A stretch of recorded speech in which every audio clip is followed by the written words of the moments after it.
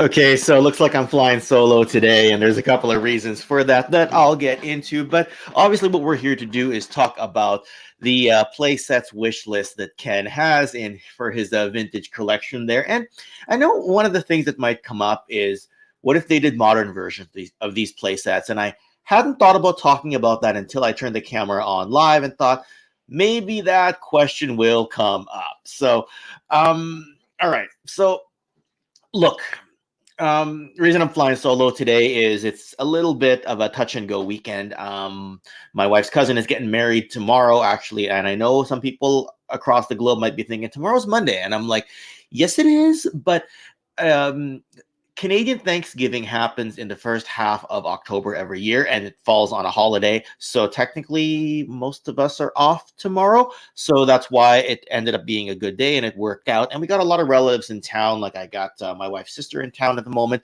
and everyone's just sort of visiting, and just we hadn't all been together in a little while. So um, with my schedule a tiny bit in flux, I had decided maybe I would just schedule this TKO on my own. And I literally put it up, I think, on less than 12 hours notice. Like I think it was 10 p.m. last night that I was setting up the thumbnail and everything. And yes, Largo, there is no Hall of Justice or Batcave in the thumbnail. I know. And I know you're just teasing, but you know as well as I do, I love my Batman.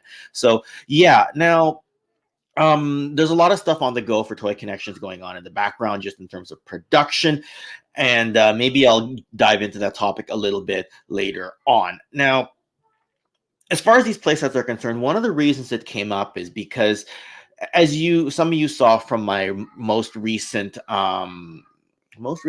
2 videos ago now, Victoria's Ultimate Hobby and Toy Fair uh, pickups, where I got the Star Wars Dagobah playset and the Transformers G1 Countdown playset. Now that's a MicroMaster playset, so it's not a huge set, but mind you, it's still sizable compared to the other MicroMaster figures and MicroMaster sets that you get out there. Like it is the kind of the main one from 1989, if that makes sense to you. So, all right, well, I guess we can dive into the topic at hand, but first thing I want to do is, usually I like to give a few minutes for everybody to file into the chat, and before I go in and say hi, so I don't, miss too many names. And ultimately, people file in closer to the end, so you do miss some names, and it does happen. But you know what? Let's just go ahead and see who happens to be there. All right, who's joined us today? Johnny Sorenson sent this, I believe, a number of hours ago. I know in his time zone, he's probably asleep right now. Largos Lair. Wilhelm, I see that you're here as well. Epic Badger, Boba Hicks. Who else is here? Scuba Pete. Come on. There we go. Allison Troy is also in the chat. Who else we got here? Thanos Copter and Gazz, never flying solo. Awesome. Good to see you. Draws Walker 9 and Eddie Rodriguez. And I know a few others will probably pop in a little bit later on. So, okay. One thing I'll do just to save some batteries, turn some of these lights off, because I'm going to pull up some images and I'm going to go into the small side of my screen. And Josiah Alcorn, good to see you here as well. So I'm just going to present my screen here, and I know there's better ways to share a screen on StreamYard. I know some people, like to prep a PDF and do it as an overlay format. I'm just not that technologically advanced. I know I hide it a lot when I do my production videos because I put a lot of lighting and I edit a lot after the fact, but I'm not as technologically savvy as some people are, which is why I do this very basic screen presentation over here. But this was the Countdown playset that I got from the 1989 Transformers MicroMaster series that I picked up 2 weeks ago in Victoria. This was the one, if you saw my video, the vendor, he initially put a price tag and then he swapped out the price tag for the words "Buy Me Ken" that he put on it on a little sticky note. And as I walked by, I'm like, really? And I knew, because I told him earlier on in the show, I was like, yeah, I was actually looking for a MicroMaster Countdown set. And this is one of those sets that has a bunch of tabs that are breakable, and everything was intact. And the MicroMaster was in good shape, and the rocket was not too yellowed. Actually, it wasn't yellowed at all. And I was just really happy with what I picked up here. Now, as soon as I grabbed it, right, I messaged my local Vancouver chat group, and told them, and I got a decent price on it. Like, he wanted a certain price, and then he dropped it by $20 just as the show was ending. And there were other buyers who were looking at it, and I just sort of snapped it up and said, you know what, I can't leave here without it, right? Sorry, taking a sip of my coffee here. I just realized usually when I sip my coffee and I have a guest panelist on, they're usually able to kind of fill in for me while I do that. And I guess I don't go on solo that often, so I'm not used to trying to juggle that. Anyway, all that aside. Now, look, as soon as I got back, one of the people in my chat group, and if you hear some noise in the background, that's just my son and his cousin playing in the background. I told them they can just be as candid as they want. You know, this is a very informal stream today. Well, most of my streams are informal unless I'm interviewing somebody for a very specific topic. But here's the countdown playset. And as soon as I got back to Vancouver, or as soon as I messaged the chat group, I got a message from somebody in the chat saying, hey, Ken, I got the box for it. And I'm like, okay, sure. I need a place to store it anyway, because I'm not going to put it in my display cases. And he said, yeah, so $15 for the box. And I'm like, 15 Canadian, you know, that's like 11, 12 bucks US. Yeah, it's like, yeah, about 11, 12 bucks US. And I'm like, yeah, sure, I'll take it, right? I know it's not the best condition box. It's beat up in a few spots, but the front displays really nicely. And there was no insert inside, so I had to get a bit creative because the side flaps were not in the best of shape. So I had to get a bit creative about getting it inside there, but I managed to find like a cardboard box that could slip inside this box that I could effectively display it as such. Let's see who else has joined the chat here. I said hello to Josiah already. Stephen S is in the chat. TJC, I think I pulled up your comment earlier. DJ, Mr. McFly, and Andrew Davis off the top rope trying to give me an elbow smash has joined the chat as well. So eventually, one day, I'm going to get to the history of Transformers in 1989, and this will be one of those sets that's featured. For those of you who do keep up with my history video series, you'll know for Transformers, I'm up to 87 now, and I did them kind of out of sequence. Like, I did 84, then I jumped to 87, then I went back for 85 and 86, and I've done that for some of my videos, like for the LJ and Wrestling Video History series. The only one I seem to be going in chronological order at the moment is the G.I. Joe one. But you'll see this when I eventually get the history of Transformers 89. That could be in a couple of months. That could be in a couple of years. It kind of depends on how I'm feeling, because as most of you know, these types of histories occupy a lot of bandwidth mentally and physically, really, for me. Ratface44, you just put up your Range Viper review. Funny, for Walmart Canada, I swear I remember ordering one, and now I can't find the history of when I ordered it because I logged in as a guest and checked out as a guest. So for all I know, Walmart will charge me, and then all of a sudden it'll ship. So I have no idea how that's going to go. But at least glad to see you got yours. And I also didn't get a cancellation. I also didn't get a cancellation email saying that I wouldn't get, saying that it wouldn't show up. But again, I logged in as a guest, so maybe that's why that happened. So that's the Countdown rocket set. There's a Decepticon equivalent set called Skystalker, and that is a pretty amazing set as well. And the reason why Countdown and Skystalker are so important to me is because when I had both sets a number of years ago, I got rid of both of them, basically told myself around 2015, 2016, early 2016 era that I was going to get out of toys and that I was no longer going to do them. And here we are today, and I'm doubling down and paying extra to get the stuff that I wished I still had, but no longer do have. And yeah, Ratface, always happy to plug your what do you call it? The stuff that you post on your YouTube channel. I mean, Ratface, you're a very loyal patron to the channel. You're always checking out my content, and always appreciate your support. Nolan's also in the chat, so good to see you. You know, as they say, it's not a live chat until Nolan is around. I clicked on this one by accident, but it's a good comment anyway. I had the Transformers cardboard set as a kid. Mom never bought me any of the Transformers. You know, I missed out on some toys as a kid as well. Ian Sweeney, good to see you.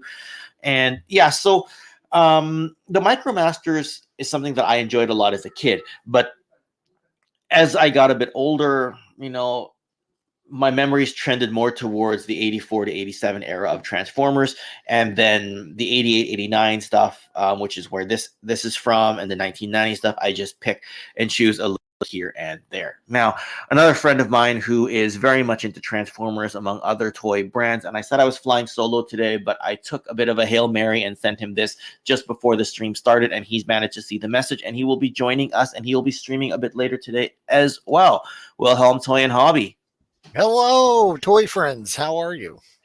Hello. Yeah, this is a slightly bit of a shorter stream today because I probably got to get out and spend some time with the extended relatives. But I figured if I could have one person come on, may as well just go for it, right? And I know you've got a stream later today, so I just assumed maybe you're already good and set up and ready to go. Well, I was going to be here anyway, so it's easier to type than typing comments to you in the chat. I could just talk to you directly. You know, it's funny because I do the same thing with Mega J, but a lot of times, like I'm lying in my bed, PJ's on, and I'm like this, and I'm just typing in the chat, and then suddenly he sends me a StreamYard link, and I'm like, okay, geek t-shirt on. You know, let me quickly not fully fix up my hair, but let me make sure it doesn't look like I just crawled out of bed, even though I did. Run downstairs with the laptop and let's fire it up. Right. There you go. You know, they call it. I mean, this is the Sarge shirt, right? I had. They call it the geek t-shirt. But to me, it's like not really the geek t-shirt. It's more like the themed t-shirt. I was trying to film my on-screen segments for History of G.I. Joe 1986 today, so I figured I'd throw the Sarge shirt on. Nice. Yeah, it's a nice shirt. Yeah, actually, I wore this. We got this at the Sarge breakfast 3 months ago. At the breakfast, though. Yeah, the one I was hungover and I was sitting next to you, and I know because you're a lot bigger than me, so I thought if I fall over, this guy can catch me. So you know, and you brought Ralph. Yeah, it was. Yeah, nice. My pet Ralph, who you met a couple of times that weekend. Yeah, no, I've got Hooded Cobra Commander 788 and Kelly, who are going to help me out in a collaboration for History of G.I. Joe 86. And I'm well into the script and starting to produce it right now. So excellent! I can't wait. Yeah.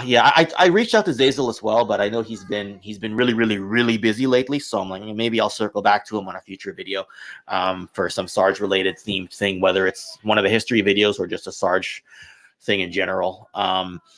But yeah, are you familiar with this playset, Will? You know, I'm not familiar with this playset. Micromaster Rocket Base. I mean, it looks cool, but no, I think Metroplex or was probably like the last playset I remember. Nice. Yeah. Metroplex was one of those that I got as a kid as well. I think I got him the year after he released, like in '87. I sort of just inherited. My aunt, she bought one. I don't know why she specifically bought that one Transformer. Like she bought one or two for herself, even though she was an adult at the time. But like she, which, you know, I say that now like it's taboo. But I just inherited her Metroplex, and this is the one I still have in my collection today. As for the Defiant Brian Brink, I'm going to bring that up a bit later on as one of my wish list items that I wish I had in my collection. Grindhead Jim, good to see your name in the chat. Yes. As well. It feels like it's been a long time since I've had Grindhead Jim on a stream, actually, now that I think about it. Yeah.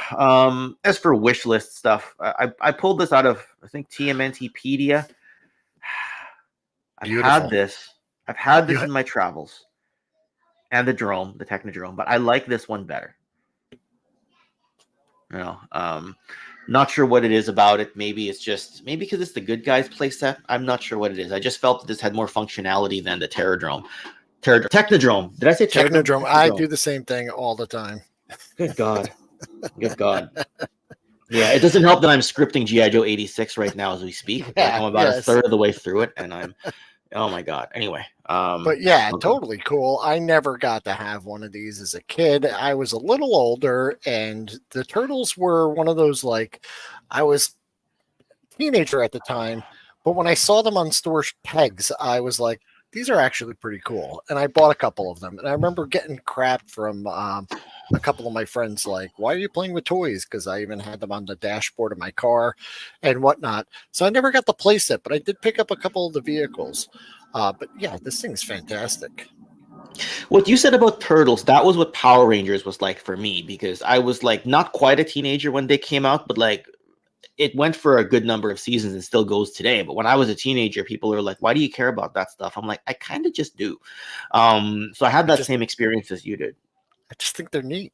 Yeah, and this set is great. I love the periscope. That's the fire hydrant. Look at that. That's so neat. There's so many great play features. And I did have this as an adult once upon a time, but it was, you know how I set up my booth at the toy show? I got this in the box, and I was like, oh. And what I did is I actually went and displayed it up here above my bookcases where some of my box stuff is for a while. And then at the next toy show, I just grabbed it, and I was like, it's leaving here, and I haven't seen one since. And I'm Is kind of this like, a big ticket item? relatively big, right? Trying to think of a comparable box size for GI Joe. Like it'd be a little bit wider than the tactical battle platform box, if that makes sense. Okay. Probably about the same thickness of box. So, and check out Wilhelm's stream here. He's got the 1A team stream later. We do. And you think you're covering some Chapmay stuff today? Well, today's a really exciting day. It's my very first experience with Joy Toy action figures. So the 1/18 scale Joy Toy, my pal Jim Largo was nice enough to send me an assortment of figures because I've admired them from far for a while now, and he sent them to me. So I'm going to open them up, experience them, share that with you people if you join me on the stream. And yes, we do have some exciting Chapmay news. If you don't know, this Chapmay Battle Mech came out. It's in Dollar Tree stores now. This is like a militarized version. They're also doing one for their new Acid vs. Beta toy line. 2 different colors, a blue one and a red one. Anyway, a lot of people in the toy community were picking these up and customizing them to use with other 1/18 scale lines. So we're going to have a contest over on my channel where you could customize one of these mechs, win some prizes, and just join the community, have a lot of fun. So I'm doing mine in a Delta 17 theme. So you'll want to see that. That's going to be really cool. I have a really good idea for a Delta 17 version of that. Awesome. I think we talked a bit about it the other day. We did. I hope to see these figures show up in a month and a half or so for Delta 17. Oh, I can't wait. There's a little Delta 17 plug there too in my show, as always. And I don't care what people think. I just put it in every week. I gotta admit, I'm kind of scared for when these figures land because it's been so long that it's felt like that it was always a pipe dream that it was ever gonna happen. And now it's gonna happen, and I'm kind of like, oh my god, it's actually here. Yeah. Like it's not too long from now. It's gonna be on a boat. The orders are gonna come in. It's gonna be overwhelming. You're gonna be buried. What do you think I'm doing? As I told people, and I'll get into it later. That's why I'm doing my difficult history videos right now. Because when it comes in, I'm gonna be like, all right, time to film some 4 or 5 minute videos. But it's gonna feel good. This line is gonna be a success. I just know it. Oh, thank you for that. And yeah, you and Largo have been championing the Delta 17, or the O-ring and 3 3/4 inch movement. Did you see somebody actually did a Marauders version of Rooster? I did see that. That was really cool. Yeah. Yeah, I'm just trying to pull up the image. I think the guy's name was Johnny. He watches the channel sometimes, he says. So I just gotta figure it out. I just gotta pull it up. I mean, my buddy Fixer sent it over to me. And yeah, he did a Marauders version of Rooster. He did a great job too. It looks fantastic. I mean, Johnny Rodriguez, right? And Fixer tagged me on the post, and then I was like, Johnny, this looks great. And he's like, yeah, I saw it on your stream. I'm like, oh my god, so now we get to connect. That's kind of cool. Yeah. So yeah, and so sorry, I'm getting so far off topic here. I'm sorry. Yeah, no, that's not your fault. It's okay. Kind of helped derail the show. Oh, it's totally fine. Now, a few people brought up the Defiant earlier on, and when I talk about wish list items, like it's funny. Like I started with the Countdown Rocket as a wish list item that I got recently, so it's like check off the bucket list, victory here. And the layer is like a wish list item that I had and decided I didn't want to keep, but this is an item I've never had. Like never had. I've got a few pieces in my parts bin of like some of the gantry pieces, but I've always wanted one. And toy traders near me had them more than 10 years ago. And they still have some, but they haven't been able to like assemble them. They just kind of have a bunch of rockets and gantries, but all the pieces are kind of a mess still. And I kept saying I wanted to buy one like back in 2014. And back then, I don't know, maybe it would have cost $600 to buy one. Good luck trying to get one now. Yeah, for that price. Forget it now. This is one of the ones like the flag, which I feel ventures into the realm of impractical. So you may even be able to afford one or get one, which has changed, but the amount of space they take up and the amount of parts, this one's, from what I understand, the Defiant's a little more delicate than some of the other sets, and some of those parts are susceptible to breaking. Now, there was a time in my youth that I looked at the little G.I. Joe pamphlet that came with all the vehicles or the catalog and lovingly looked at this spaceship hoping I could get one. But in my adult life, the flag and the Defiant are kind of ones that I think I would pass on unless the opportunity was really a great deal. Action Force DK posted a photo like this. The three boxes, the flag, the Defiant, and the Terradrome. The tallest box is actually the Defiant, if you can believe. Yeah, it is. I'm like, I did not realize the box was taller than that. Well, taller than last Joe Fest, I picked up my Terradrome, and yes, you and Matt both picked one up on the same day. That was kind of the grail piece I wanted as far as a playset goes for G.I. Joe. Yeah, this was my grail for the longest time. And then I ended up getting the flag, and I started realizing, oh my God, I wonder if the complete Defiants are actually more rare than complete flags.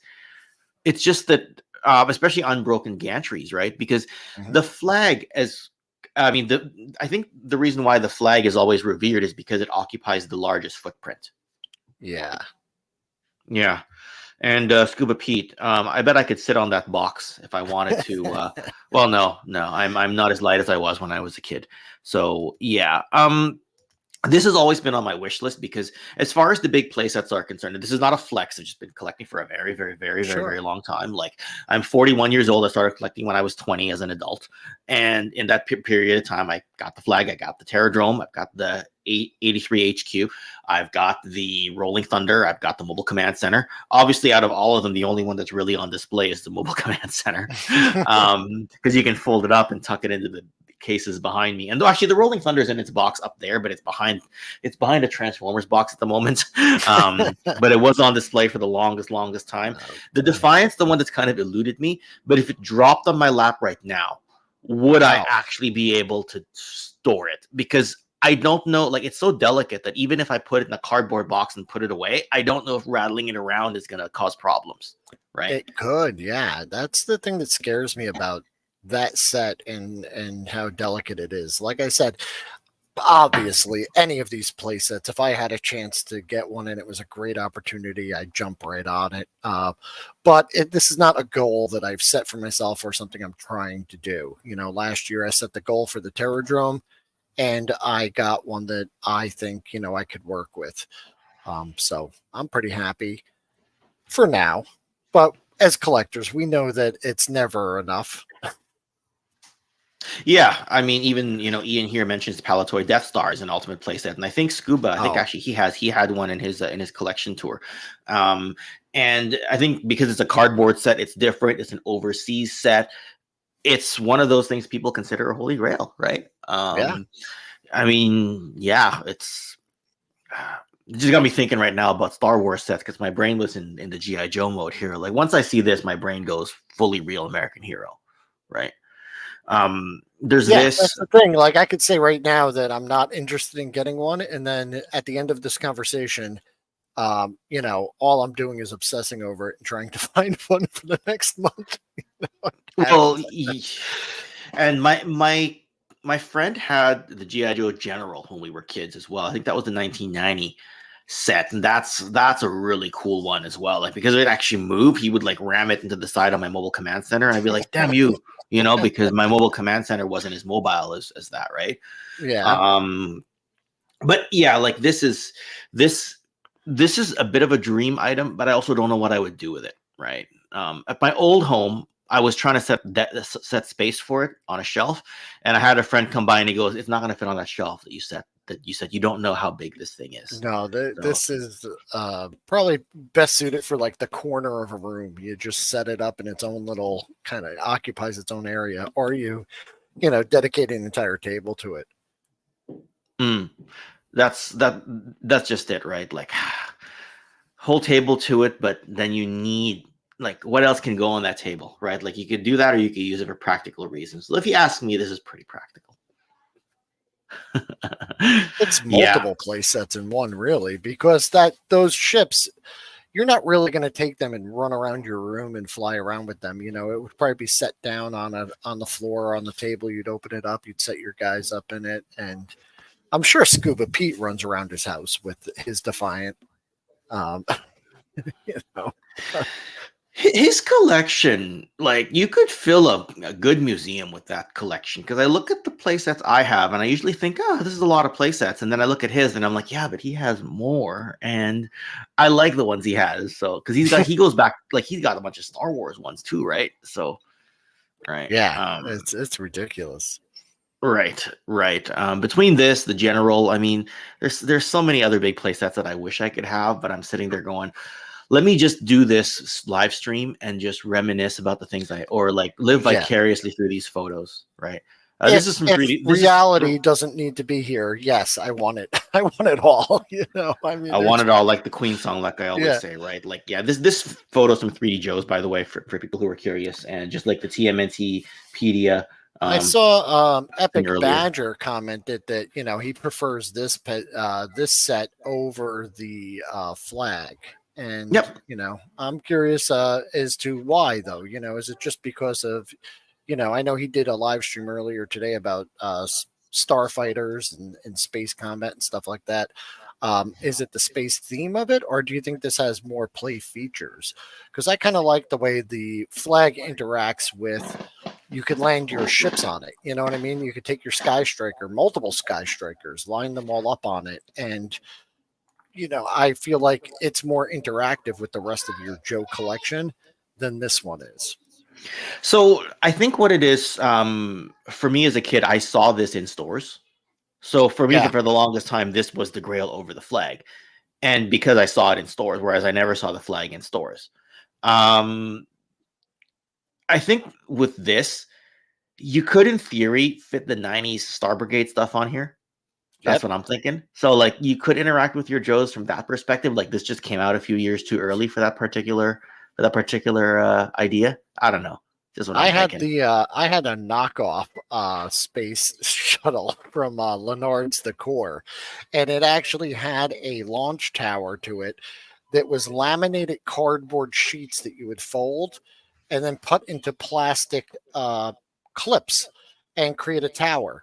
So it was and it had a space shuttle with 2 boosters on it and a couple of the figures and everything like that. And it was pretty cool, but it was probably a third the size of this or even less. But yeah, it was pretty fun. Yeah, I mean, we all kind of makeshift something, right? I mean, I used to grab my DC superpowers and pretend they were wrestlers and bash them against each other, right? So, Hawkman was my ultimate warrior, right?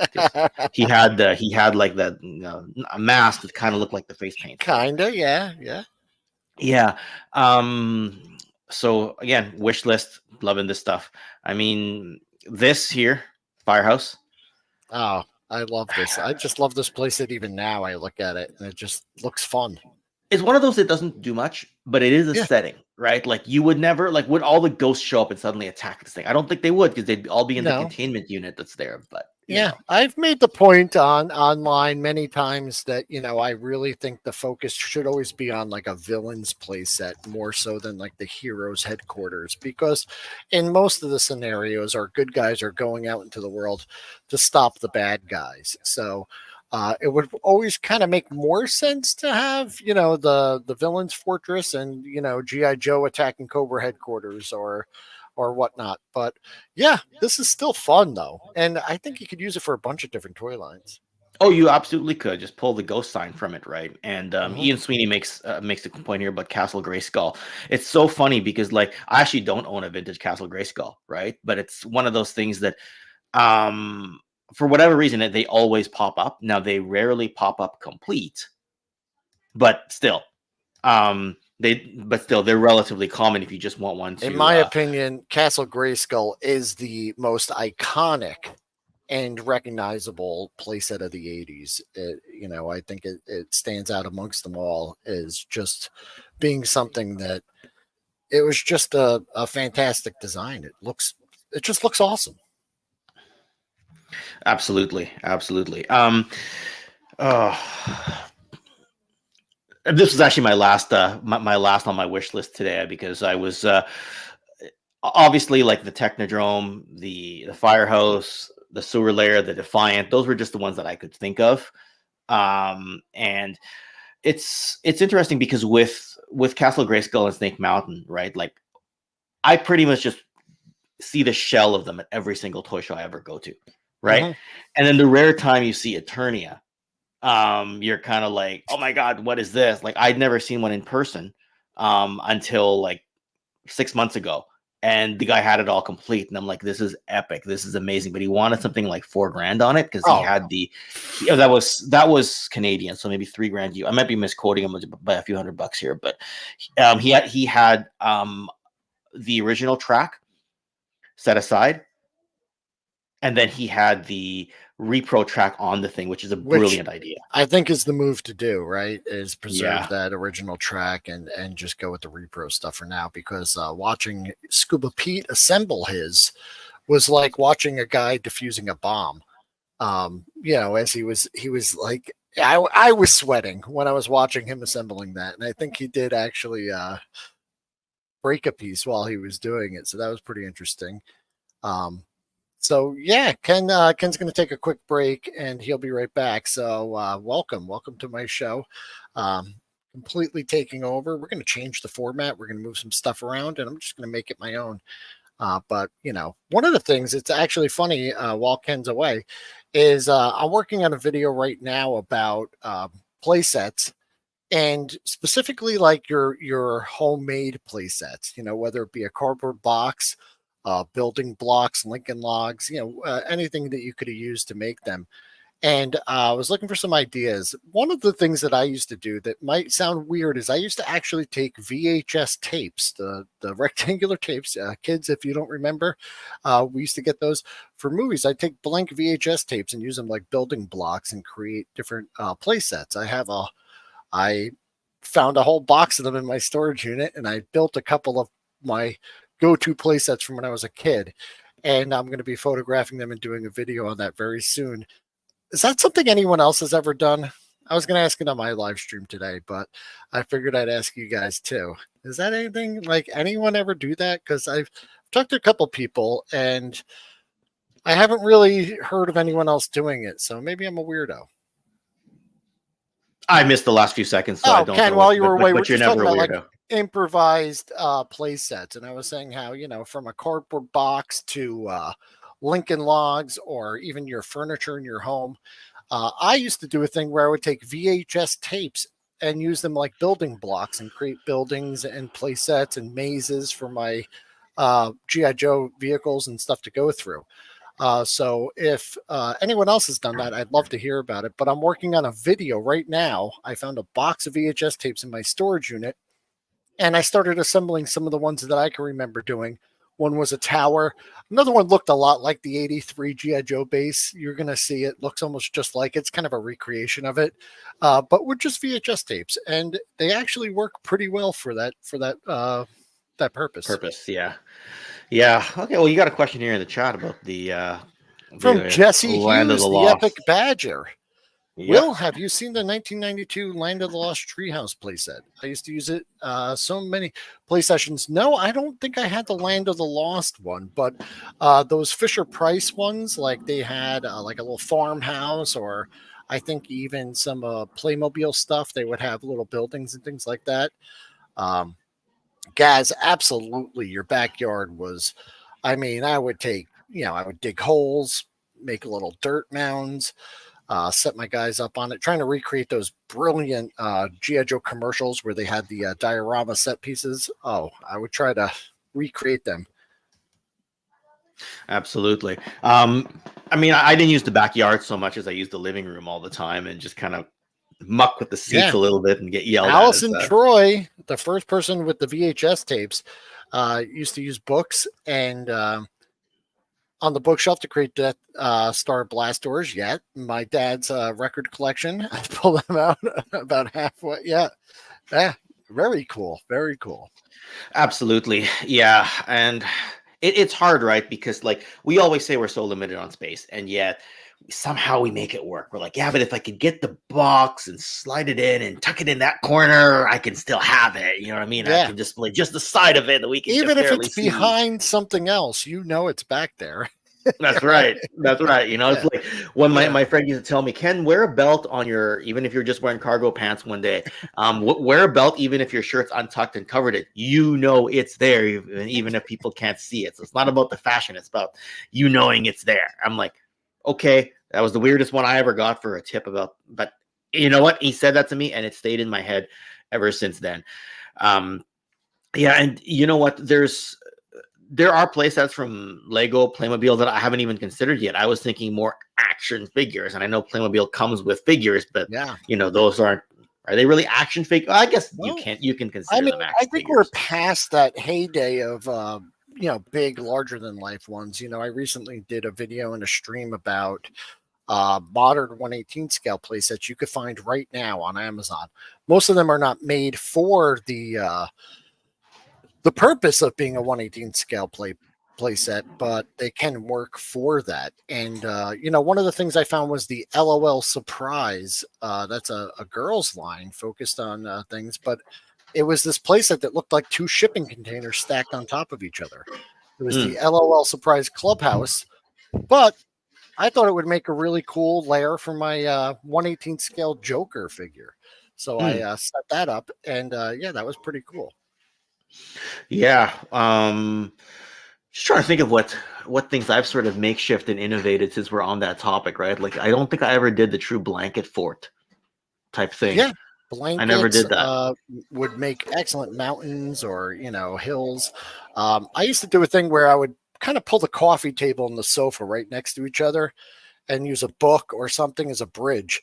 And there would always be a battle on that. And that was like a bottomless chasm, and it would fall over and people would go down. Yeah. If the bridge layer from G.I. Joe, that's probably the inspiration for that, because you get that and you're like, all right, now I need something to bridge.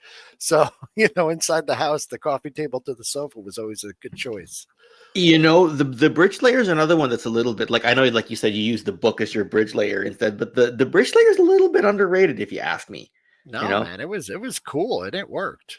Yeah, absolutely. Just trying to, it's funny. I just did all the history videos on 84 and 85, and I'm starting 86, like I mentioned. Pretty sure the bridge layer was 85. I'm just going through my phone here to see where, it's 85. That's where I got Toll Booth filmed up. So I was actually just looking up the bridge layer. Oh, you got Al. That's so cool. Gazz said there was a Sasquatch behind me, which I think there is. Yeah, there's a Salacious Crumb, and that's a Wampa. And I thought he was talking about this, and I realized it was. Yeah. No, I was just looking up some of this information recently, like the bridge layer. Like Toll Booth was actually named after a world champion bridge player.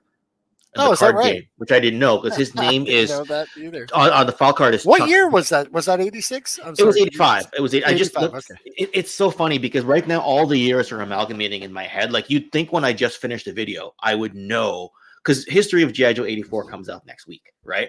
You'd think I would know when I finished producing something, but then I jumped into the next production right away. So now 84 and 85 are blended in my head, and some of the 86 that I'm working on right now is starting to blend in my head. But yes, he was named after a world champion bridge player named Charles Gorin from the 20th century.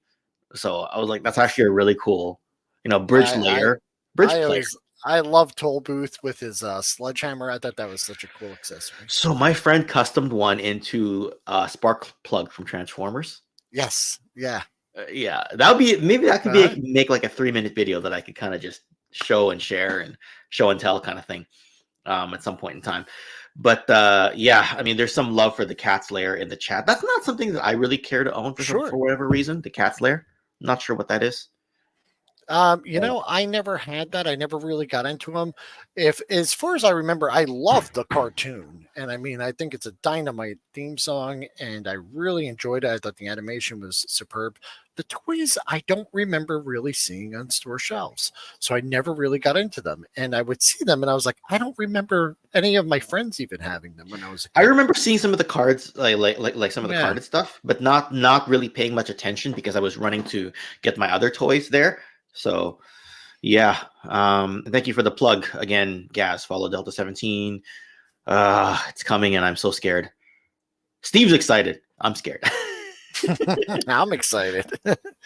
Yeah. So, sorry, StreamYard just asked me if I wanted to reload the web page. I'm like, no, I don't want to lag right now. I'm doing well for a connection right now, given how many devices and how many guests I have in my home. I'm doing well for connection right now. But anyway, yeah, so that's kind of the memories of our play sets. And I know this. I said this was going to be a bit of a shorter stream today, just because I got commitments. But why don't you tell us what you're doing on your channel, and then I'll tell what we're doing on this channel right now, and then we'll sort of slowly ramp down here over the next 15 minutes. Yeah, sure. So, you know, over on my channel, you know, I talk about all kinds of things.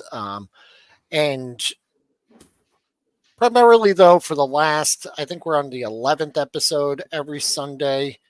We've been just doing a 1/18 scale themed toy show. It's the show for the rest of us. It's the 1/18. We talk about 1/18 scale toy news, toy lines that maybe don't get enough attention, things that maybe people, you know, they're out there, but people don't know about. And we just have a lot of fun. It's a community-driven show. And like I said, it's not a dig on any other scale. It just happens to be the one that I like the most. So that's why we do that. I enjoy 1/18 more for like group building, troop building, display, world building, right? Yes. I love my G.I. Joe Classified, but I like them as like in the moment, like, oh, here's Firefly, and I'm gonna fiddle with him, and you know, here's Scrap Iron, and the drone looks really cool, and ooh, I could put some gridiron, hit them up with gridiron stuff, and yeah.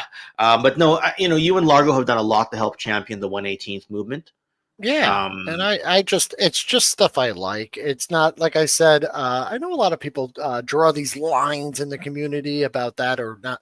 I am more than happy to talk to you about any other scale, but I just don't see a lot of shows doing that. So I just thought it'd be a nice place to get together once a week and talk about that scale. And if you happen to be like me and that's your favorite, well, then come on in and join the team.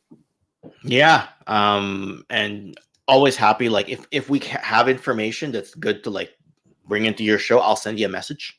You know, like right now we're making some progress on the comics, so if you want a little snip for your show today, well, you're making good progress on the comic. You can say love that. And okay. I love that production shot from the factory of all the Akami heads. Oh, yeah. That was so cool. That was so cool. I love stuff like that.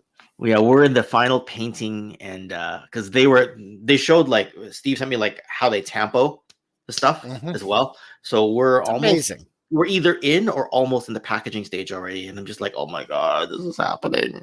GeoFest 24 going to be busy for us. Yeah. So as for what I got going on here, if you're a patron of the channel, you'll already see that I've given. Well, you are, but anyone else. History of G.I. Joe in 1984 is going to air next Friday. I'll premiere it. And Dreadnought Ryan was my collaborator for that. And like I brought him in because he's a big Dreadnoughts fan. So I'm like, you are the right person to introduce Zartan into this line. And he does a great job on that part. And then History of G.I. Joe 85, Toy Sorceress from Toy Habits actually collaborated with me on that. Great. That'll come up probably in early November. And we talked at length. Well, I gave her a few parts. She did really well with them. And that's awesome. bam bam on the history videos Well, right now. I gotta say I think it's great that you include other people in there, because I know you could bang this video out and it would probably be even easier for you to just do it yourself. But the fact that you bring people in, just like when you asked me to come in and just do a couple lines, I'll have to ask that, yeah. it's really fun, and it's a great way to collaborate and still kind of keep the focus on the history of, but still have some people come in and have a little fun with it as well. So thank you for that, Ken. You don't have to do it, and you do it anyway. So kudos to you, buddy. When I asked you to help out on Transformers 86, I was just thinking in my head, I'm like, who's a Transformers person I haven't brought in yet, who I know would be passionate about this and who would gladly do it? Because I know for me, depending on what's going on with my kid, depending on who's visiting, depending on what days I'm in the office, if somebody says, can you do lines for me? I may either be like, yeah, I can't wait, or I'm a little busy right now, I can't even freaking go to the bathroom. Although I just went to the bathroom this stream, but you know what I mean, right? So Yep. so I'm always a little bit hesitant to bring people in. But at the same time, I also know that if I do, at the end of the day, it could make for a better production, because then you have kind of co-presenters, because in a real documentary, you would have more than one voice. Now, Absolutely. usually that's not done in a presentation style where like you and me alternated back and forth on history of Transformers 86.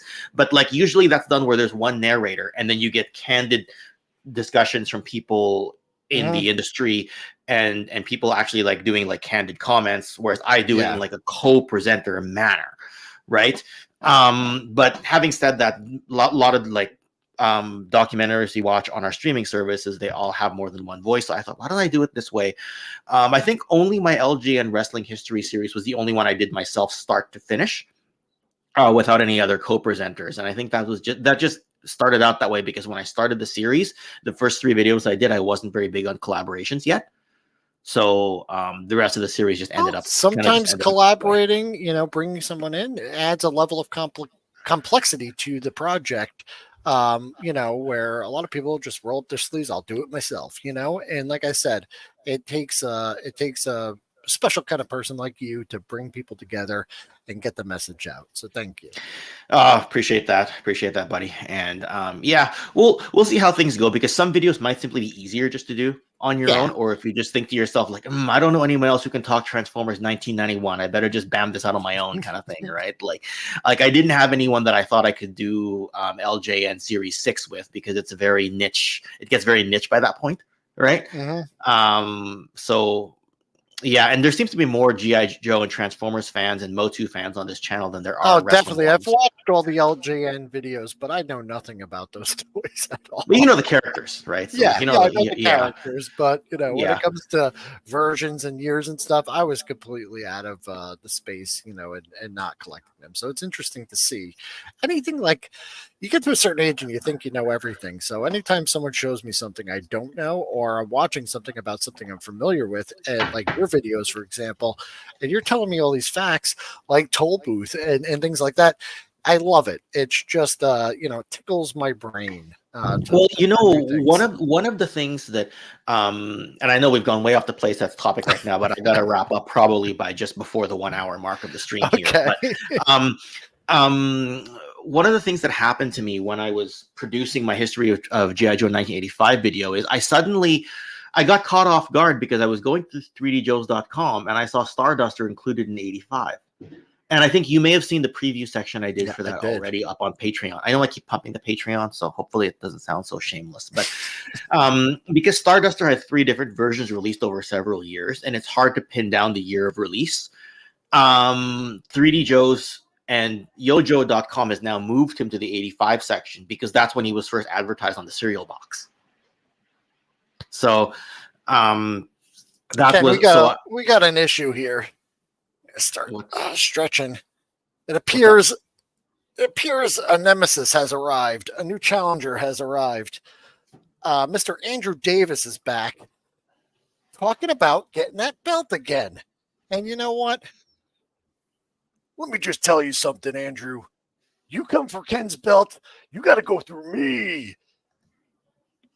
I love it. That was your wrestling promo of the decade. I love it, Will.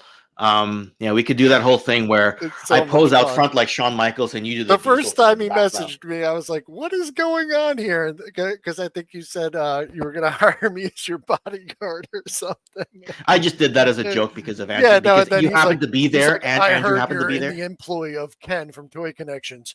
I'm just letting you know that I'm coming for his belt, and there's nothing you can do to stop. I think he said, "Eat your Wheaties" or something.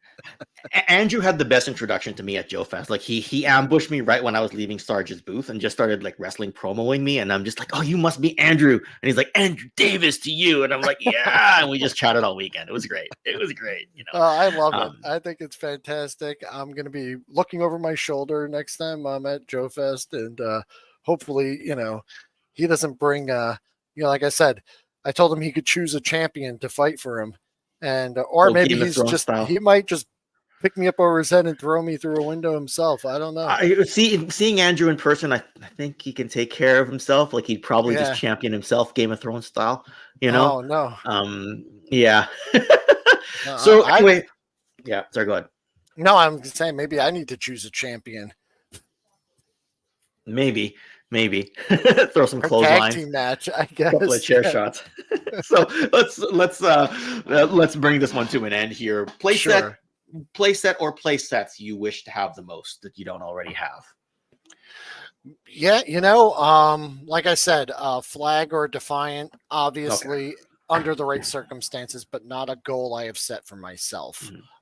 For me, I really would like it's the G.I. Joe stuff that I love the most. So I know you said that, but I wanted to put a bow on it. And I have them all. The ones that I do want. For me it's the Defiant. And Boulder Hill I got last year. I'm trying to complete it, but basically that's what it is. Unless we count Transformers Skystalker, but he's like a semi playset, a 1/18 scale Boulder Hill. Yes.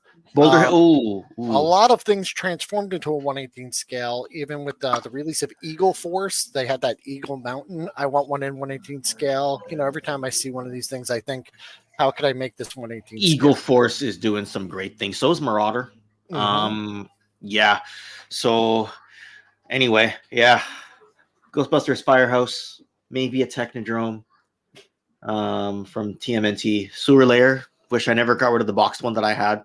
But, I was in a different headspace at the time, right? Tactical battle platform. There's another one. That displays nicely in the box. Beautiful. It's got a nice squarish box. I have it. I pull it off the shelf all the time. My favorite playset. Yep. G.I. Joe 85. Like, that would have been the playset of 85 had the Flag not come out that year, right? Yeah, exactly. The mind you, for 87, is the big playset for people the Defiant, or is it the Mobile Command Center? Because for me as a kid, it was Mobile Command Center, right? Yeah, I had that one. And the tackle box Jawa Sandcrawler is the best. It was a great playset. It really does have a lot of great features. It's the most fun to play with in a living room setting and a bedroom setting. So there's that.